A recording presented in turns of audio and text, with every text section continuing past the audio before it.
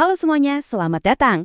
Hari ini kita bakal bedah sesuatu yang kita lihat hampir setiap hari, tapi mungkin jarang banget kita pertanyakan. Peta. Siap-siap ya, karena setelah ini cara kalian melihat dunia mungkin nggak akan sama lagi.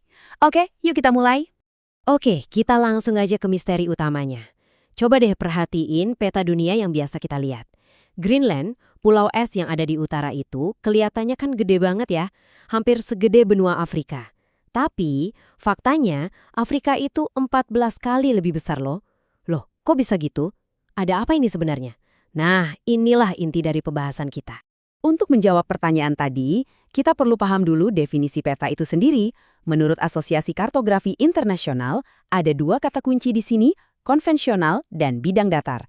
Jadi, peta itu bukan sekedar gambar, tapi sebuah kesepakatan, sebuah cara yang disetujui bersama untuk menampilkan dunia kita yang bulat di sesuatu yang datar. Dan disinilah semua masalahnya dimulai. Ini adalah tantangan paling fundamental yang dihadapi setiap orang yang bikin peta.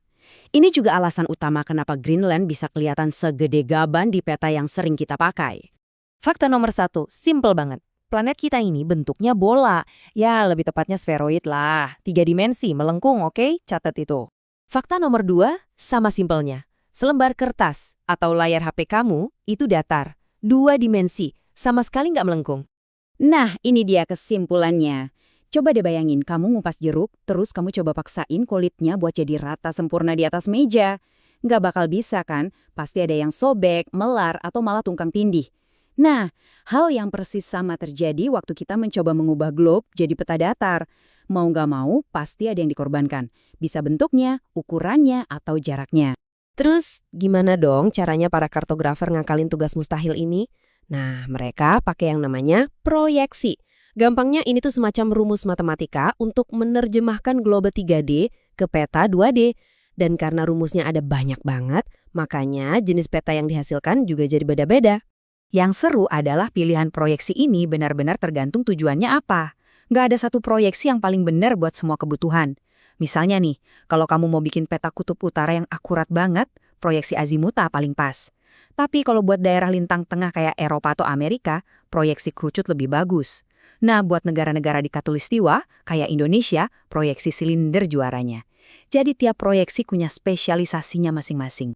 Sekarang, yuk kita intip apa sih yang dikejar sama para pembuat peta? Anggap aja ini kayak 3 tujuan suci, semacam aturan main untuk menciptakan peta yang sempurna, meskipun kita tahu kesempurnaan itu hampir mustahil dicapai. Ini dia 3 aturan emasnya. Pertama, conform, artinya bentuk negaranya di peta harus sama kayak aslinya. Kedua, equivalen, artinya luas negara di peta harus proporsional sama luas aslinya. Dan ketiga, equidistant, artinya jarak antar 2 kota di peta harus akurat. Nah, ini bagian pentingnya. Kamu nggak bisa dapat 3-tiganya sekaligus.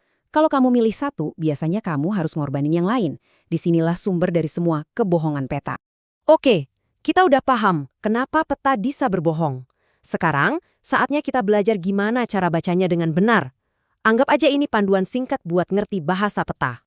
Yang pertama, itu legenda. Gampangnya, ini adalah kamus peta. Legenda ini yang ngasih tahu kita arti setiap simbol, garis, dan warna yang ada di peta. Tanpa legenda, peta itu cuma gambar acak yang nggak ada artinya. Selanjutnya ada orientasi. Biasanya ini bentuknya panah yang nunjuk ke utara. Ini tuh kompasnya peta yang bantu kita biar nggak bingung arah dan bisa nyocokin peta sama kondisi di lapangan. Lalu ada skala. Nah, ini penting banget. Skala ngasih tahu kita seberapa besar sih dunia nyata itu dikecilin di peta. Rumusnya simpel kok. Skala sama dengan jarak di peta dibagi jarak sebenarnya. Yuk kita lihat contohnya biar gampang. Misalnya nih, jarak antara kota A dan B di peta itu 5 cm. Terus jarak aslinya di dunia nyata 10 km.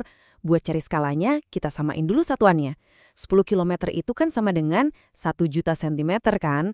Oke, jadi kita tinggal bagi aja 5 cm dibagi 1 juta cm. Kalau disederhanain, hasilnya jadi 1:200.000. Artinya, setiap 1 cm di peta ini mewakili 200.000 cm atau 2 km di dunia nyata. Keren kan? Beginilah caranya dunia yang luas banget bisa muat di tangan kita. Oke, sekarang kita gabungkan semua yang udah kita pelajari. Kita bakal lihat kalau distorsi dan semua komponen peta itu sebenarnya bukan kesalahan, tapi pilihan yang sengaja dibuat untuk tujuan yang sangat spesifik. Secara garis besar, peta itu ada dua jenis. Ada peta umum, kayak peta dunia di dinding kelas, yang coba nampilin banyak info sekaligus. Ada sungai, kota, gunung, semua jadi satu. Di sisi lain, ada peta tematik.